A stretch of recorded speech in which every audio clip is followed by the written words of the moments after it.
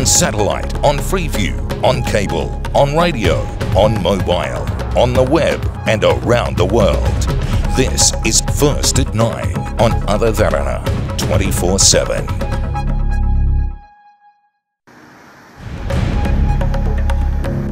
Tonight, fumes of panic. Reports of a fuel shortage sparks long queues. No coalition. The Sri Lanka Freedom Party insists that it will not contest the local government election in coalition with the UNP. Knowledge is key. The Prime Minister calls for development in the education sector, says a country without education is a country without a future. Incentivizing needed. Tea exporters turn to looming budget for improvements and upgrades. And in international headlines, democracy in question. Former regional ministers of the now dissolved Parliament of Catalonia arrested.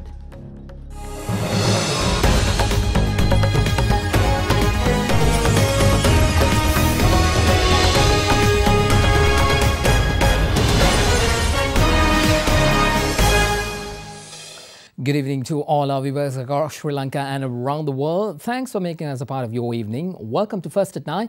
I'm Mahesh Johnny. Well, pandemonium broke out for vehicle users late afternoon. Let's begin our broadcast with the latest on that story. It is reported that there is a shortage of fuel in several suburbs in Colombo. According to the Petroleum Trade Union, the situation has arisen due to a shipment of oil being turned away owing to quality issues. Our efforts to contact Subject Minister Arjuna Ranathunga, however, proved futile.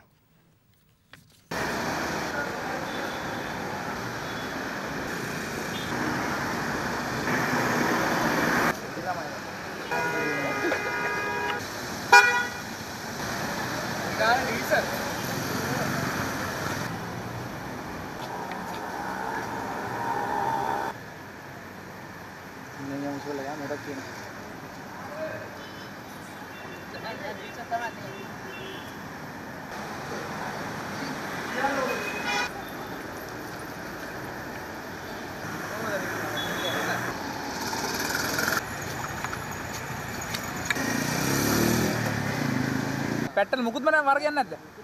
දැන් මොකද මෙහෙන් කියන්නේ? පොඩ්ඩක් හරි තියෙනවා ගෙදරට යා ගන්න පුළුවන් ඊට පස්සේ තියෙන පෙට්‍රල් එකෙන් ගෙදරට වෙලා ඉන්නයි තියෙන්නේ. We'll keep you updated as and when we get more information on that story.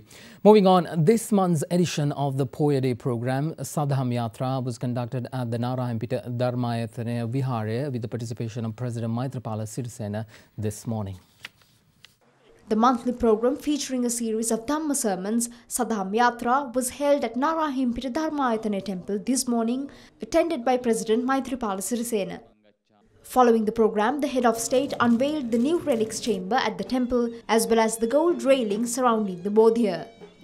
President Maithripala Sirisena also visited the residence of late music maestro W.D. Amaradeva this morning to mark the one-year commemoration of the maestro's passing away.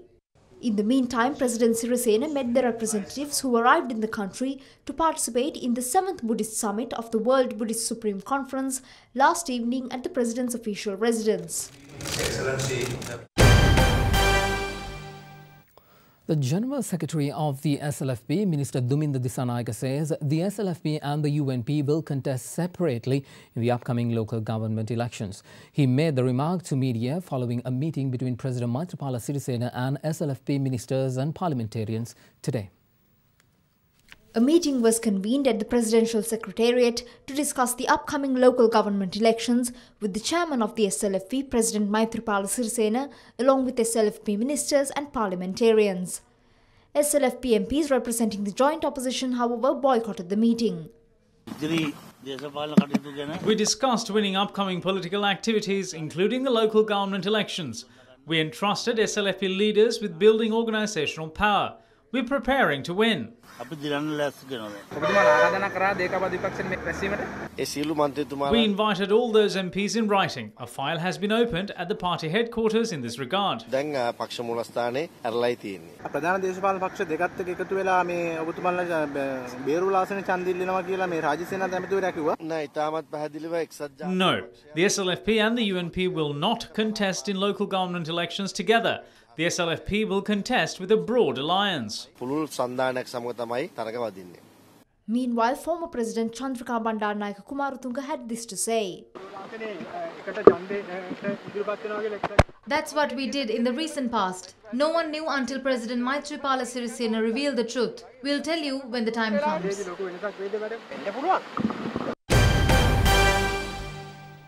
Meanwhile, convener of the joint opposition, parliamentarian Prasanna Ranatunga, says the joint opposition will not join the SLFP to contest elections together unless SLFP parliamentarians and ministers leave the government. He made the remark following a meeting with local government representatives in Ganemulla this evening. We put forward certain conditions and said that we can discuss if those conditions are agreed upon. Minister Rajitha Senaratne says that there is a possibility of the SLFP and the UNP contesting together. How can government ministers criticize the government after the SLFP and the UNP work together in parliament to retain power?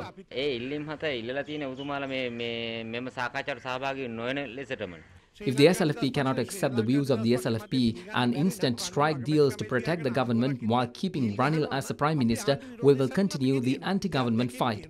We have experiences of the chairman of the party not visiting a single stage of ours during the last election. Knowing that, we cannot put local government members in trouble.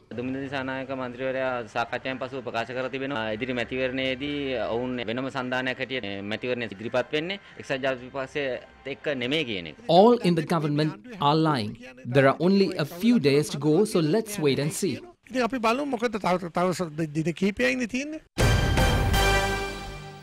Well, the upcoming election is a topic which captivated the public from time to time. With the Minister of Provincial Councils and Local Government, Faisal Mustafa, signing the relevant gazette recently, paving the way for elections, various politicians voiced their views on the hot topic today as well. There is one fundamental. We will contest as the United National Front. Minister Rajitha Senaratne said the SLFP will contest together with the UNP. I think he's mistaken. The SLFP has not held discussions with the UNP on contesting together. Politically, we're against it. The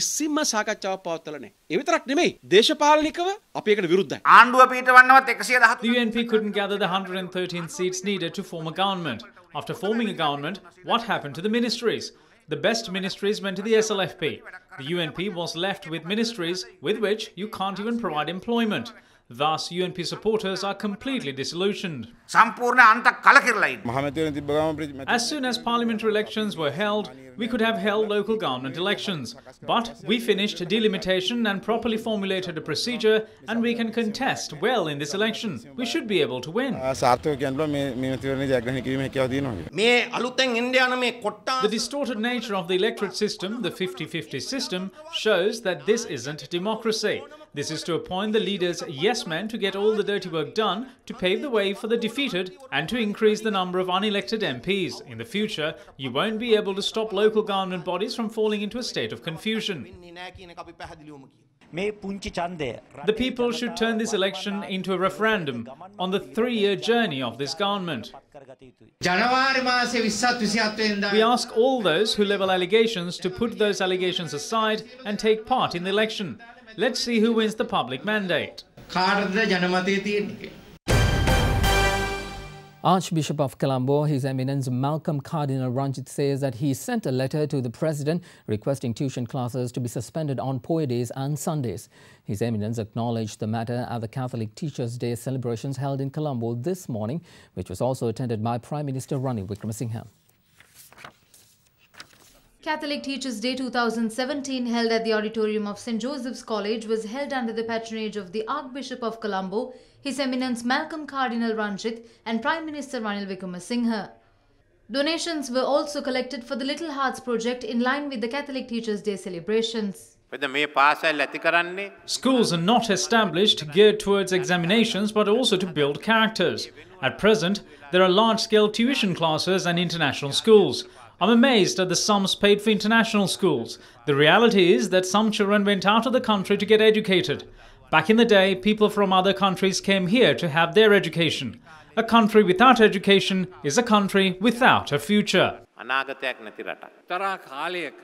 None of us travel to school in vans, and there is a school van mafia at present, which is another headache for parents. Parents say these van operators charge arbitrary sums. They're having to spend for vans while bearing the expenses for the basic needs of children. In addition, there are tuition classes even on Sundays and Poya days. Recently, I sent a letter to the President requesting tuition classes be suspended on Poya days and Sundays at least from 6 AM to 2 PM. He sent a letter back saying the matter was passed on to the Minister of Education. So today I reminded the Minister of it and even gave him a copy of the letter. Let's shift gears now. The subject of the proposed constitution has been the hot topic of the country lately, and today the UNP said the party is even willing to change the Tamil word used to describe the word unitary to push through the new constitutional process. The Tamil word Orumithanadu is used in the interim report of the steering committee on the constitutional process to describe the words unitary. Addressing a media briefing today at the party headquarters Sirikotha, parliamentarian Ajit Mana Peruma said the word can be replaced if there is a better alternative. It is a golden opportunity to have a mature politician such as opposition leader R. Sambandhan accepting the concept of unitary. If we miss this opportunity, we will draw blame from the future generations. We are ready to even change the word Orumithanadu if we have a better word to replace it with. That is what we are debating in Parliament. Propose a new word in its place. We're ready to do the best possible. මහා සංග්‍රහණය කරන චෝදනාව තමයි මේ අදහස් විමසුව කිව්වට මේ කිසිම කෙනෙක්ගේ අදහසක් නිකමටවත් යත්තේ නැහැ. නෑ මෙහෙමයි. දැන් මේක හදද්දී When preparing this, a team went to all the districts and sought their views. There might have been people who could not, but they could even give their views today. තවත් විවෘතයි. රාජිත් සේනාරත්න මහත්මයා අමතුමා කියපු දේ හරි.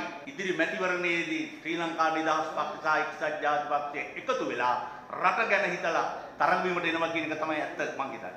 That we don't know. It's a prediction of the minister. Yes, I was there, but it is not the view of the party.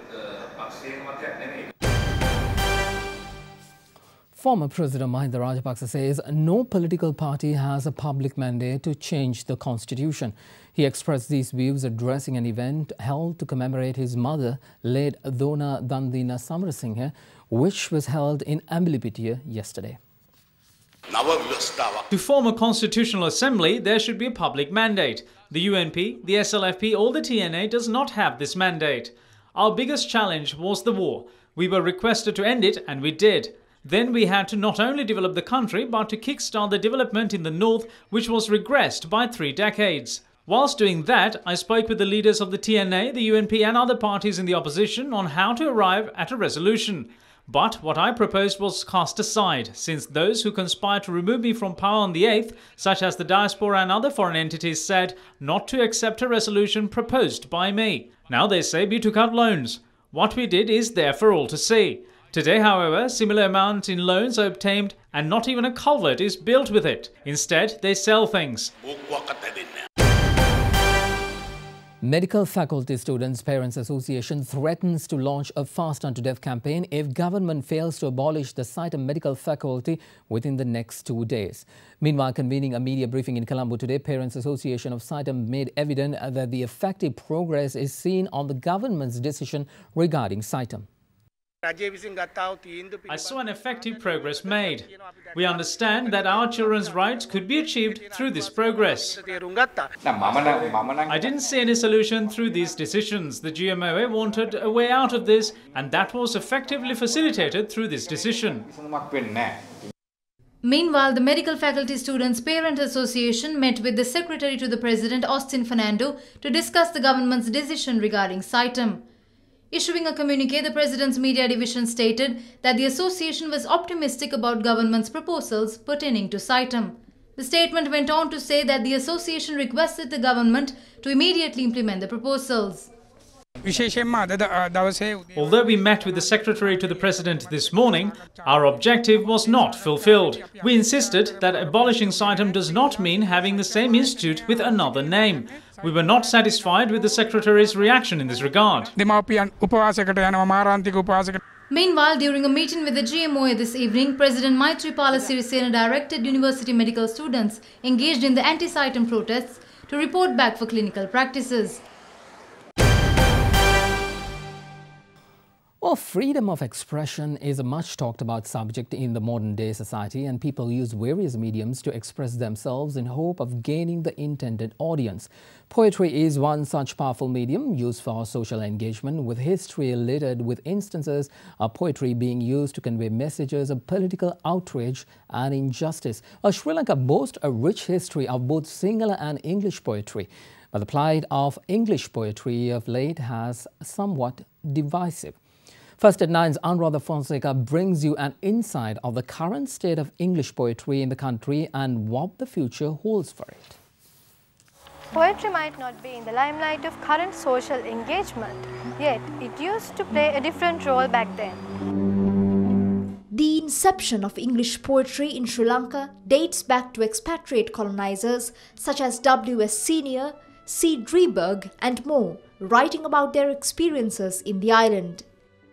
Yet, it was only after Sri Lanka gained independence from Britain in 1948 that Sri Lankan English poetry, along with other forms of literature, evolved and thrived. From then onwards, Sri Lankan English poets have been using poetry as a form of a weapon to resist against rulers and to flatter indigenous traditions. Later, it became a tool to convey personal sentiments on experiences in civil insurgencies. The most recent of such was based on the 3-decade-long conflict and the response it attracted from the international community. In a backdrop where Sri Lanka boasts an opulent collection of English poetry on political resistance and social oppression, is the art healthy in current times, dominated by technology, with people pushed to be in a perpetual rush? The future of Sri Lankan poetry in English is something to look forward to. We see a generation of writers who are very well acquainted with other literatures, especially Sinhala and or Tamil. They do not come from the same social background, that is English speaking, English writing, English reading background, but are very tuned to the nuances of this larger Sri Lankan social setting. Therefore, the writing is more nuanced and richer. Some, however, are not that positive about the future of English poetry in Sri Lanka. The future of Sri Lankan poetry in English, I would say, would be a very bleak one. So poetry in English is not a field that can develop as a discourse or become an industry as such. So I think that lack will be relevant to the future as it is relevant to today. And also I think most of the people who write within inverted commas, write poetry in English, they are not committed to poetry, they are not studied in poetry. We need a scholarship. You have to study what poetry is, you have to study the craftsmanship of poetry. In an age of social media, which is the chosen platform of expression by younger generations, will poetry be able to retain superior quality and consistency, with some popular social media figures emerging as self-proclaimed poets? What can be done to ensure that their work aspires to the true values of the art? We don't see poetry being taken as a serious investment by the higher education structure in Sri Lanka either. We don't have any university, any diploma awarding institute or any degree awarding facility investing on poetry. I have to also add that there are a few writers, a very small number, who are very serious about their writing. In an individual capacity, as we have had in the past, as we have in the present, in the future as well, there will be writers coming out. But in terms of a discourse, I won't be surprised if Sri Lankan poetry won't go anywhere. English poetry in Sri Lanka may not die out in the next 5 years or the next decade. But in the grand scheme, there sure is a threat of that eventuality manifesting. Although the sector is a niche, it is a valuable niche which taps into the raw emotions of the people. In that respect, the relevant bodies should do more to develop the sector, for it will be a crying shame to have something so beautiful and meaningful cast away. Since poetry can be used as a better tool of social engagement, it's high time that more attention is paid to this enticing form of art to enrich human lives. You are watching Sri Lanka's #1 news channel, Derana 24/7.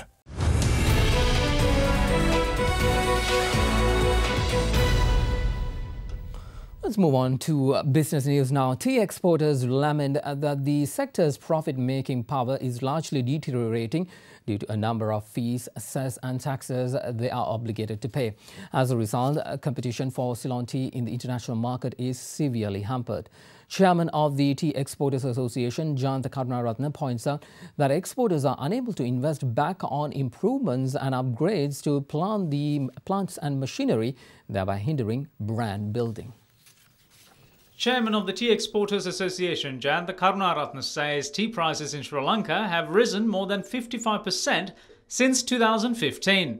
Currently, most of the tea exporters are not making money. They are losing because of this very expensive tea cost prices, but their selling prices are not gone up to that level. If you look at the international market, prices at the supermarket chains have not gone up.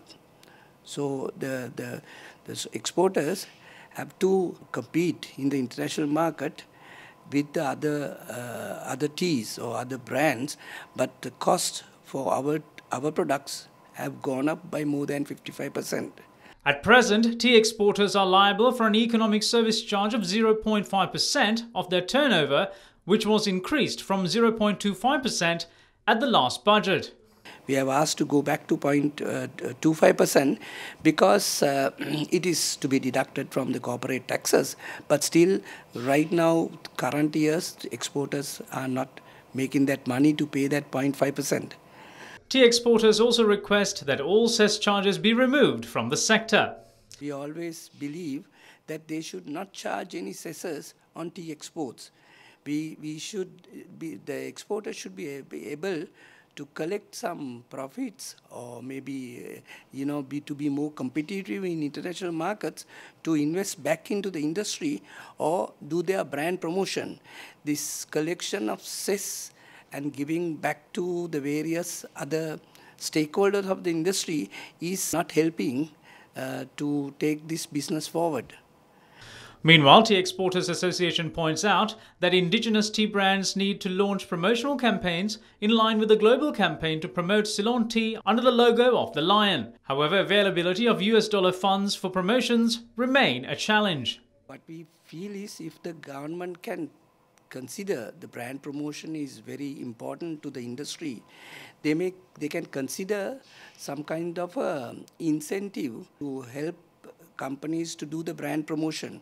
So they can offer some maybe dollar loans at a lower interest rate so that people will utilize it and use in brand promotion, which will benefit Sri Lankan owned brands in international markets. Well, oil markets were firm today, supported by OPEC-led supply cuts, which are tightening the market, as well as by strong demands. But analysts caution that the cuts would need to be extended to counter rising US output. Brent futures were at $60.75 per barrel, up 13 cents from their last close. US West Texas Intermediate crude was at $54.70 a barrel, up 16 cents from the last close. Meanwhile, physical oil prices are also rising. Saudi Aramco raised the December official selling price for its Arab light grade for Asian customers by 65 cents a barrel from November to a premium of $1.25 a barrel to the average of the Oman and Dubai benchmarks. That is the highest since September 2014. While supplies are being withheld, demand is rising, especially in China, whose roughly 9 million barrels per day of imports have surpassed the United States as the world's biggest crude importer. You are watching Sri Lanka's premier news channel, Derana 24/7.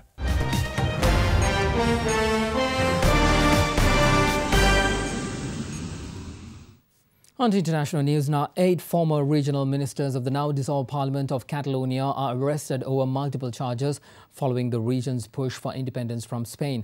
The arrests have sparked widespread protest in Catalan cities. The former Catalan ministers who appeared in Spain's High Court are accused of rebellion, sedition and misuse of public funds. Prosecutors are also seeking a European arrest warrant for ousted Catalan leader Carles Puigdemont, who did not show up in court and is now in Belgium. The request also covers 4 other ex-ministers who ignored the summons. Puigdemont described the arrests as an act that breaks the basic principles of democracy and demanded the release of the lawmakers. Meanwhile, thousands of people took to the street in protest of the arrests.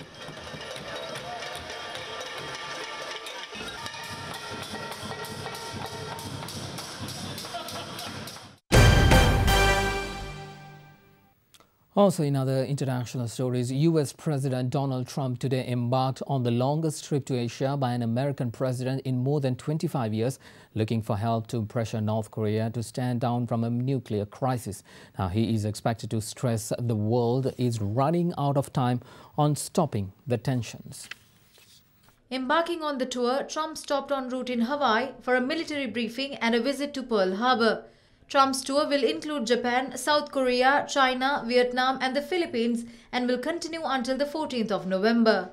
Trump is expected to urge countries with the most influence over Pyongyang to convince it towards denuclearization while stressing that the US is prepared to defend itself if needed. You are watching Sri Lanka's trusted news brand, Other Derana 24/7.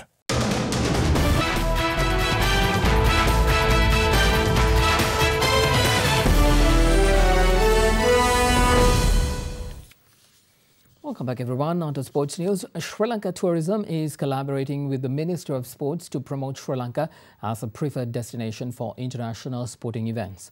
Speaking at a media briefing held at the Tourism Board yesterday, Minister of Sports Dayasiri Jayasekara stated that a series of international sporting events will take centre stage in different parts of the country starting this year. Sri Lanka will host the International Powerboat Championship for the first time on the 11th and 12th of this month in Bentota. It is going to be a huge conference that we are going to have with all the physios, doctors and all relevant people, and anti-doping agency that we are going to have another conference here in Sri Lanka. That is Asia Oceania ministerial meeting with 52 countries. In the meantime, dragon boat and rock climbing is going to be started from next year with the support of Chinese government. Many events are going to be in 2018. I think it is going to be a starting point. We are going to put everything into a calendar, tourist promotion events in Sri Lanka, and we are going to work together with all the other institutions. It's a new chapter that we are trying to turn in this country, in that the Ministry of Sports and Tourism are going to work hand in hand in order to promote on one side the sports activities, on the other side, which is extremely beneficial for the development of tourism. Power hitter Chamari Athapaththu became the first Sri Lankan cricketer to be roped in by a women's Big Bash League franchise. She was earlier signed by Yorkshire Diamonds in the Super League work-off in England last August. Chamari Athapaththu's big hitting at this year's World Cup, where she scored an unbeaten 178 against Australia in Bristol, drew the attention of many. That performance earned her a place within the ranks of Yorkshire Diamonds in the English Super League, making her the first Sri Lankan cricketer to sign a contract with a franchise-based Women's T20 League. Melbourne Renegades have now signed her up for the 3rd edition of the Women's Big Bash League, which begins on the 9th of December. In tennis, Rafael Nadal is still en route for a maiden Paris Masters title as he beat Pablo Cuevas to reach the quarterfinals yesterday. Meanwhile, David Goffin, Dominic Thiem and Robin Haas failed to make it into the quarters. Rafael Nadal, who made sure he will end the year as world #1, had to fight hard to see off Pablo Cuevas. Even though Nadal dominated the first set, Cuevas stormed back in the second set, winning it 6-7. Nadal displayed many fine shots in the third round, closing the match out 6-3, 6-7, 6-3 to set up a meeting with Serbian qualifier Filip Krajinovic. After becoming the first Belgian to qualify for the season-ending ATP Tour Finals, David Goffin lost 6-3, 6-3 to local favourite Julien Beneteo. World number 39 Fernando Verdasco meanwhile eliminated world number 6 Dominic Thiem at the Paris Masters yesterday. The Spaniard battled past the Austrian 6-4, 6-4. Also at the Paris Masters yesterday, Juan Martín del Potro moved a step closer to sealing a place in the quarters, beating Robin Haase 7-5, 6-4. You are watching Sri Lanka's award-winning news channel, Other Derana 24/7. Let's now cross over to Southern Upeka at the Other Derana Weather Centre with your forecast for the next 24 hours.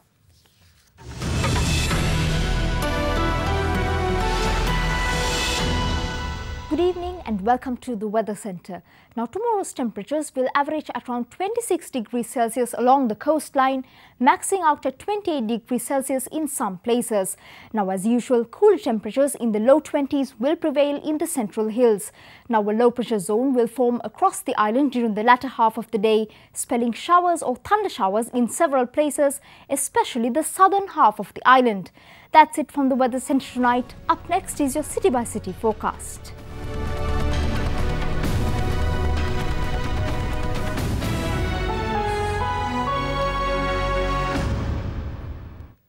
Also, it's Friday, and before we wrap things up for this week, let's share a good story with you. Tonight's story comes to us from New York.